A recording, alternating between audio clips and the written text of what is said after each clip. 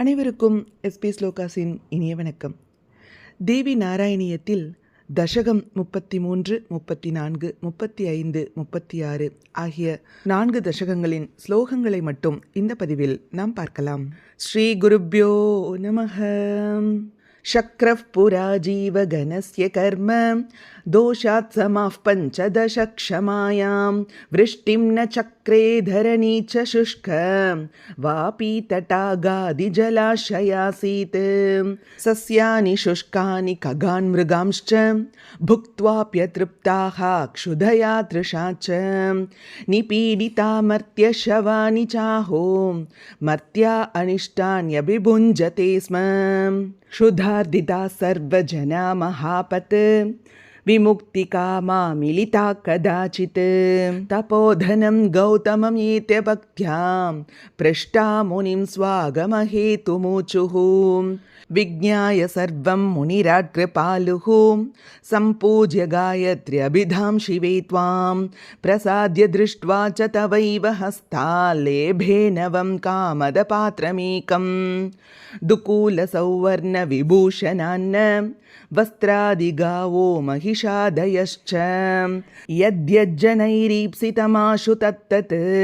तत्पात्रतो देवि समुद्बभूव रोगो न दैन्यं न भयं न चैव जनामितो मोदकरा बभूवुः ते गौतमस्योग्रतपः प्रभावम् उच्चैर्जगुस्तां करुणार्द्रतां च एवं समाद्वादश तत्र सर्वे निन्युक् कदाचिन्मिलितेषु तेषु श्रीनारदो देवि शशीव गायत्री आश्चर्यशक्तिं प्रगृह्णन्नवाप स पूजितस्तत्र निषन्न उच्चैः निवेद्यतां गौतमकीर्तिलक्ष्मीं सभासु शक्रादिसुरैः प्रगीतां जगाम सन्तो जगृषुकृतज्ञाः काले धरां वृष्टिसमृद्धसस्यां दृष्ट्वा जना गौतममानमन्तः अपृच्छ्यते सज्जनसङ्गपूतां मुदा जवात् स्वस्वगृहाणि जग्मुः दुःखानि मे सन्तु यतो मनो मे प्रतप्तसङ्गट्टितहेमशोभीं विशुद्धमस्तु त्वयि बद्धरागो भवानि ते देवि नमोऽस्तु भूयः. दशकं 34 गौतम शापम्. स्वर्वासिभिर्गौतमकीर्तिरुच्चैः गीता सभासु 13 सदेति आकर्ण्य देवर्षिमुखात् कृतज्ञा द्विजा बभूवुः किल शेषचित्ताः तैर्मायया सन्नमृतिकृता गौः सा प्रेषिता गौतम होमशालाम् अकान्मुनिर्जुग्वत एव वग्नौ हुङ्कारमात्रेण पपात चोर्व्यां हता गौरिह गौतमेनेत् उच्चैर्द्विजाः प्रोच्य मुनिं निनिन्दुः स चेद्गोपः प्रलयानलाभः तान् रक्तनेत्रः प्रशपन्नुवाच व्रतेषु यज्ञेषु निवृत्तिशास्त्रेषु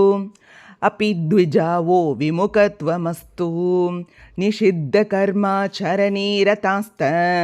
श्रियः प्रजावोऽपि तथा भवन्तु सत्सङ्गमो मास्तु जगज्जनन्याः कथामृते वो नरतिः खलु स्यात् पाषण्डकापालिकवृत्तिपापैः पीडा भवेद्वो नरकेषु नित्यम् उक्त्वैव मार्यो मुनिरेत्य गायत्र्य आख्यां कृपाद्रां भवतीं ननाम त्वमातदुग्धम्बुजगाय दत्तं दातुः सदा नर्ततमेव विद्धि सदेदृशी कर्मगतिर्महर्षे शान्तिं भजस्वं तप एव रक्ष मा कुप्यतामेवं ऋषिर्निशम्य महानुतापार्द्रमना बभूव शप्त तप्ता द्विजा विस्मृतवेदमन्त्रा लब्ध्वा विवेकं मिलिता मुनिं तं प्राप्ताः प्रसीदेति मुहुर्वदन्तो नत्वात्र पानं रमुका अतिष्ठन् पार्द्रनेत्रो मुनिराहनस्यान् मृषावचो मे नरके वसेत जायेत विष्णुर्भुवि कृष्णनामा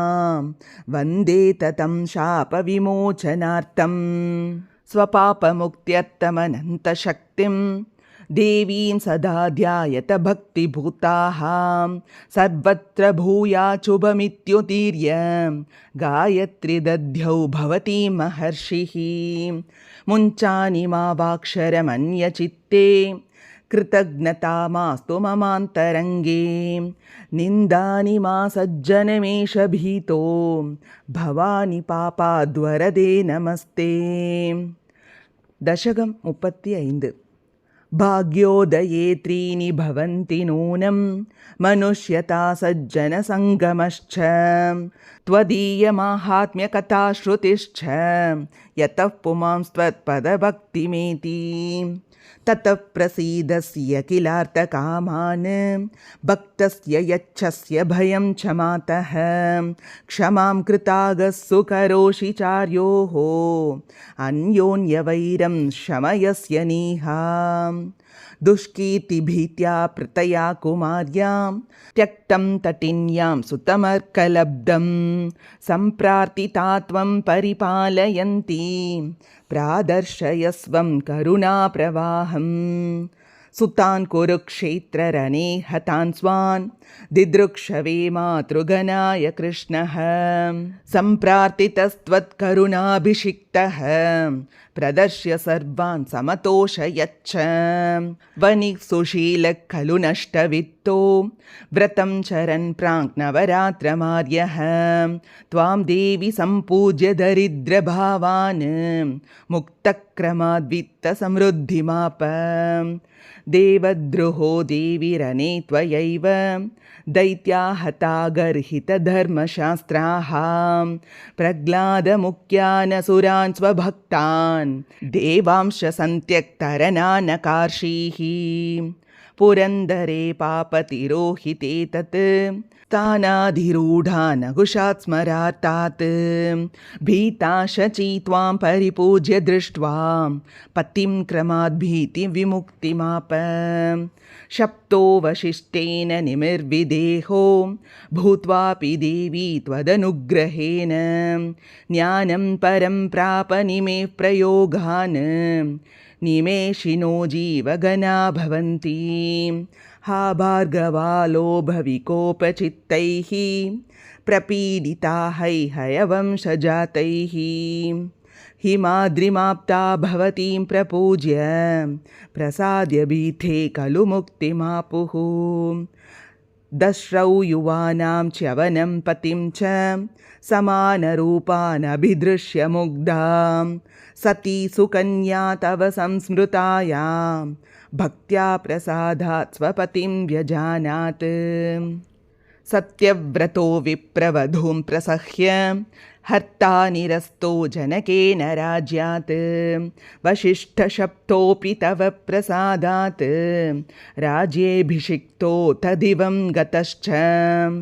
हा हा हरिश्चन्द्र नृपो विपत्सु मग्नशताक्षीं परदेवतां त्वां संस्मृत्य सत्यस्वविपन्निवृत्तः कारुण्यतस्ते सुरलोकमाप अगस्त्यपूजां परिगृह्य देवी विभासि विन्ध्याद्रिनिवासिनी त्वं द्रक्ष्ये कदा त्वां मम देहि भक्तिं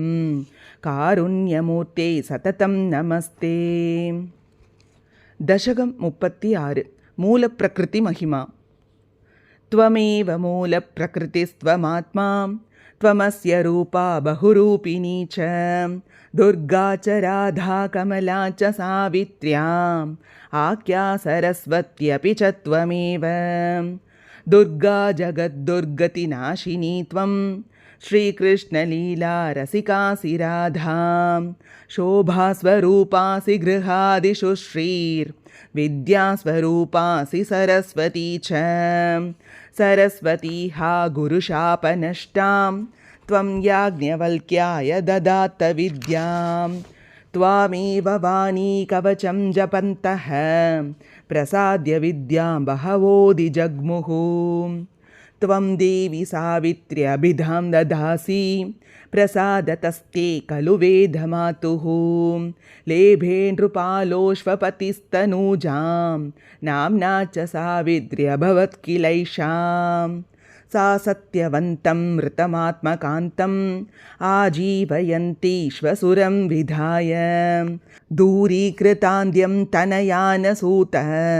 यमाद्गुरोरापच धर्मशास्त्रं स्कन्दस्य पत्नी खलु बालकाम्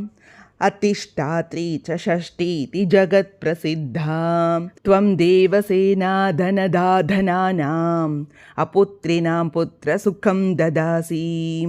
सत्कर्मलब्धे तनये मृते तु प्रियव्रतो दूयदभक्तवर्यः तं जीवयित्वा मृतमस्य दत्त्वा स्वभक्तवात्सल्यमदर्शयस्त्वं